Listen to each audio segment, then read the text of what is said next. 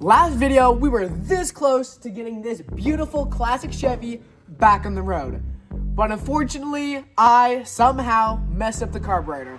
So in this video, I'm not only gonna redeem myself, but I'm also gonna redeem this beautiful truck by fixing it and getting it back on the road. In the last video, after we thought that we fixed everything, unfortunately this float was still filling with gasoline. Because this truck is so old, we had to spend over $70 on just this one part, the carburetor float. Let's put it back in, see if it can't get going. Because the carburetor was running so rich, it fouled every single spark plug. 4, 5, okay. We're good.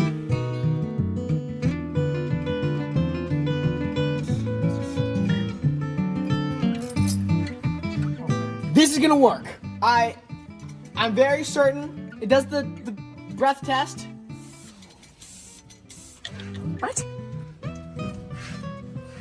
Just like that. Perfect. Ethan, how goes the spark plugs? On my last spark plug that I replaced, all of them are very black and fouled, so we'll just get everything running smoothly and fresh, and hopefully it runs way better than it did. We need to get this fixed to drive into town and visit the museum that just opened. Is it gonna start up? Bam! Whole thing's gonna explode. Let's see if she's still cranked. She's been sitting for a while.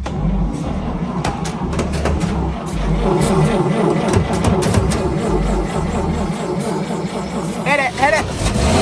Hey! Does she work? Is black smoke coming out of the exhaust? It sounds the best it's ever sounded.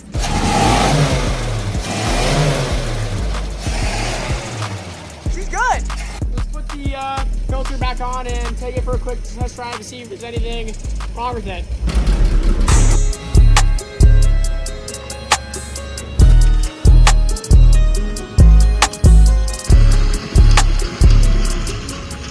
Overall, like, how does it handle? Walk me through what you're feeling. Oh, it handles fine. It runs great, but I'm not quite confident in the tuning side of this. Try the horn.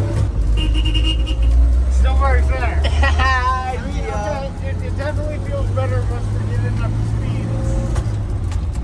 Alright, the first test drive is complete, and the real test is to see how she idles after a drive.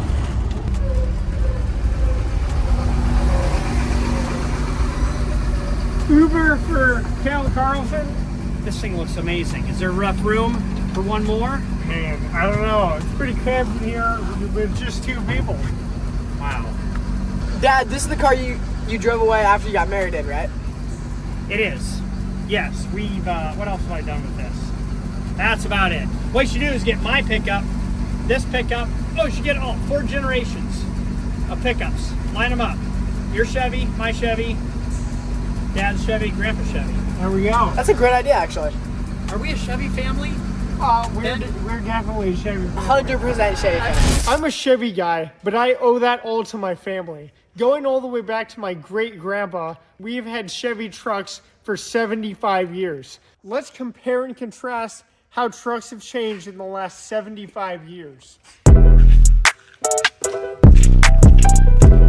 Starting off with the topic of the video, and I'm glad we're restoring this, a 1949 Chevy 5 window.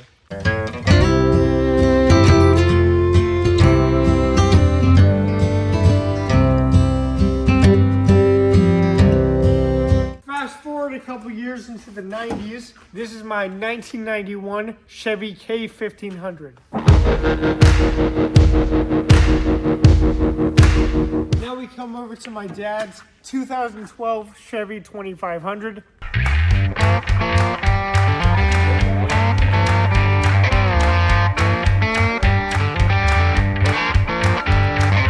And lastly, my late grandpa's 2021 GMC 2500.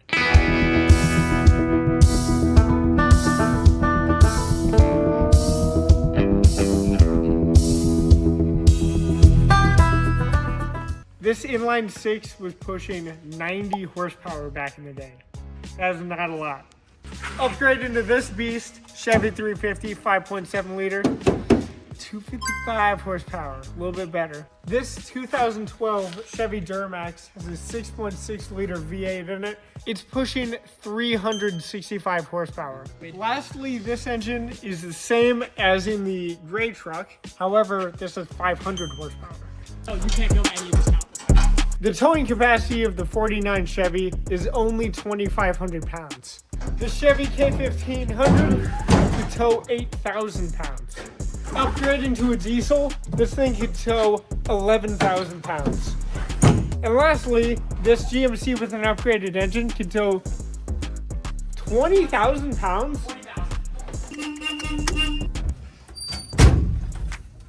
In 1945, the war ended, and 4 years later, you could pick one of these up brand new for $1,300. This truck was made the year the Gulf War ended, and you could buy one new for $12,600. 4 years after the financial crash in 2008, you could buy this brand new for $39,000. During the height of COVID in 2021, you could buy this truck new for 75 grand. Now let's compare the interior of the oldest truck compared to the 2021 model. This is back in the day where you really didn't have much, not even a radio. You had all physical buttons on the dash and everything was very mechanical, very sturdily built. I mean, it's a very mechanical truck. You really feel like you're a part of the machine when you're driving down the road. Compare that to the 2021 and you just have screens absolutely everywhere. Massive touchscreen for the entertainment system. You got heating, cooling, all of the sensors you could ever want. I mean, look at how many options are on the dash. You got RPM, temperature, oil pressure, miles per hour, fuel range. You've got all of your buttons here. You have OnStar. You got a sunroof. Comparing this truck to the 1949, it feels like two completely different objects. Look at the space. I mean, yeah, crazy space. Ethan's driving. My legs are honestly more spacious than if I was the driver in the 3100. But all that talking's making me hungry. Let's go to town.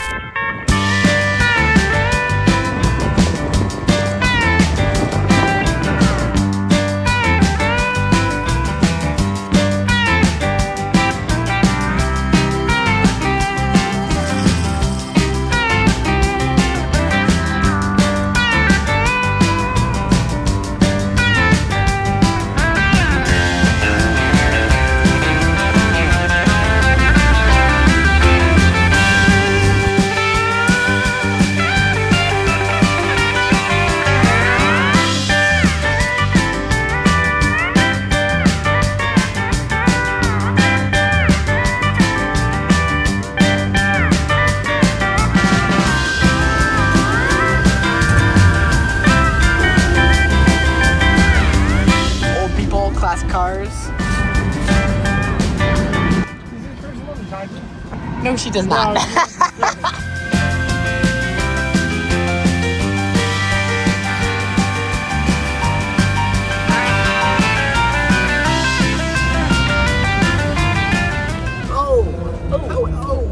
There's a long line at Dairy Queen right now. We'll have to wait. Hopefully this thing doesn't block it. You just.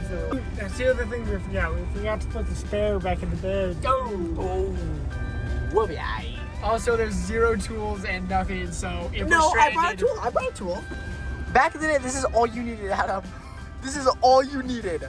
I could disassemble and reassemble the entire car with just this flathead. Ethan, I'm not gonna lie, you're kind of cutting these old people off. Ooh, zipper method, you gotta. I mean, 1949, that is kind of their year, like the graduation year. Careful, Ethan! Careful! This thing, My if they back goodness. up.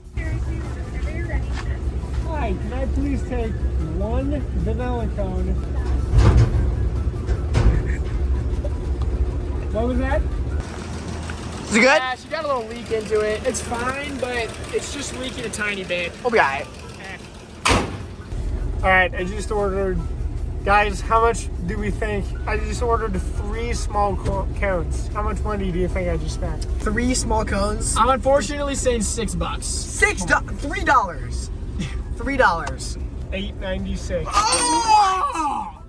That's like $2 a cone. That's like $3 a cone. That's horrible. Here. You like the truck? Oh, dang. Thank you.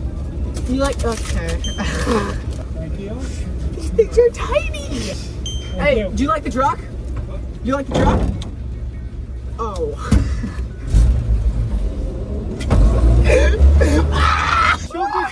No, I don't.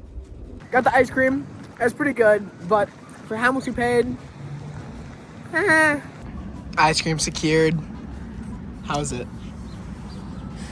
Kind of not worth $9, but you know. $9. What is inflation? What is life? Wow.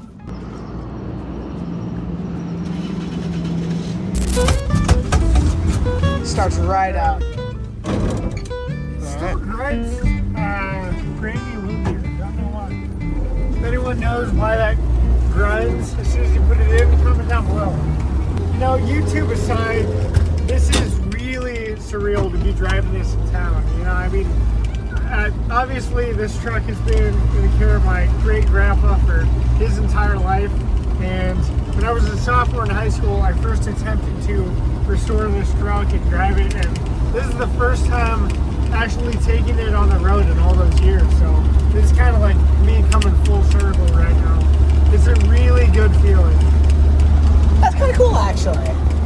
We finally get to drive in town. Very nice.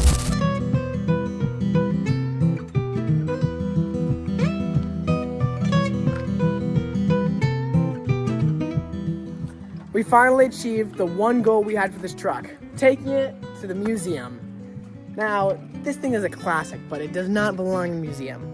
It belongs riding on the country roads, helping people out of the farm every single day, just like Grandpa used to do. Back in 1949, these trucks were made for the everyday use person. You know, the type of person that works the farm, haul bales, haul hay, get some tools to A to B. We are never gonna sell this truck. This truck is gonna stay in our family for generation to generations. I want my grandkids to drive this truck. This truck is what America was built on.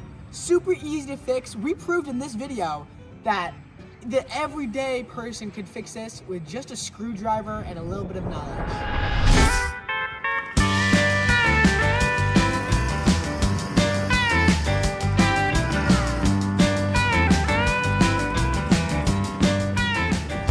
Headed back from the museum, and the speedometer unfortunately does not really work too well.